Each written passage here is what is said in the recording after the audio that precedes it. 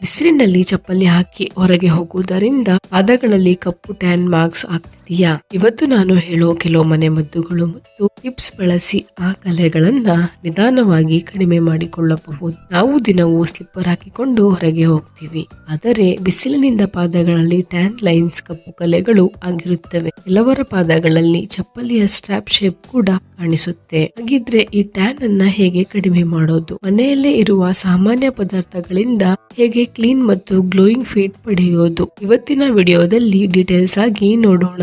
Tan ಯಾಕೆ ಆಗುತ್ತೆ? ಬಿಸಿಲಿನ ಯುವಿ ರೇಸ್ ನಮ್ಮ ಚರ್ಮದ ಮೇಲೆ ಬೀಳುವಾಗ ಸ್ಕಿನ್ ಹೆಚ್ಚು ಮೆಲನಿನ್ ಪ್ರೊಡ್ಯೂಸ್ ಮಾಡುತ್ತದೆ. ಅದೇ ಸ್ಕಿನ್ ಡಾರ್ಕ್ ಆಗಲು ಕಾರಣ. ಚಪ್ಪಲಿ ಹಾಕಿದ ಜಾಗ ಕವರ್ ಆಗಿರುತ್ತೆ, ಉಳಿದ ಜಾಗಕ್ಕೆ ಬಿಸಿಲು ಬೀಳುತ್ತೆ, ಅದರಿಂದ ಅನ್ಇವನ್ ಟ್ಯಾನ್ ಮಾರ್ಕ್ಸ್ ಬರುತ್ತದೆ.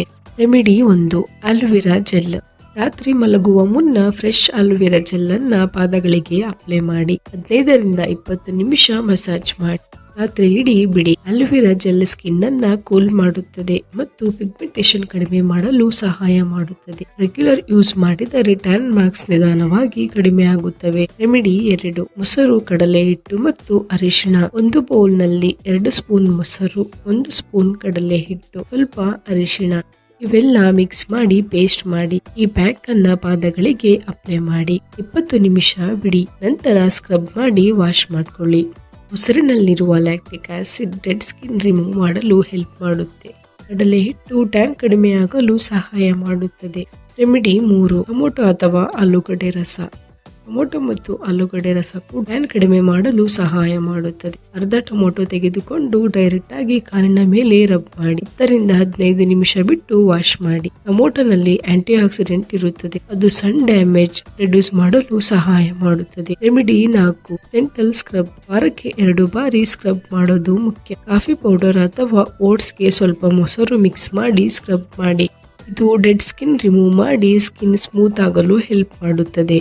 ಜಾಸ್ತಿ ಓವರ್ ಆಗಿ ರಬ್ ಮಾಡಬೇಡಿ, ಸ್ಕಿನ್ ಡ್ಯಾಮೇಜ್ ಆಗುತ್ತೆ. ಕೆಲವೊಂದು ಸೈಡ್ ಎಫೆಕ್ಟ್. ನೀವೇನಾದರೂ ನಿಂಬೆಯನ್ನ ಬಳಸಿದರೆ ಅತಿಯಾಗಿ ಬಳಸಬೇಡಿ, ಇದು ಸ್ಕಿನ್ ಇರಿಟೇಷನ್ ಮಾಡಬಹುದು. ಹಾರ್ಡ್ ಸ್ಕ್ರಬ್ ಮಾಡಿದರೆ ಸ್ಕಿನ್ ರೆಡ್ನೆಸ್ ಮತ್ತು ಬರ್ನಿಂಗ್ ಬರಬಹುದು.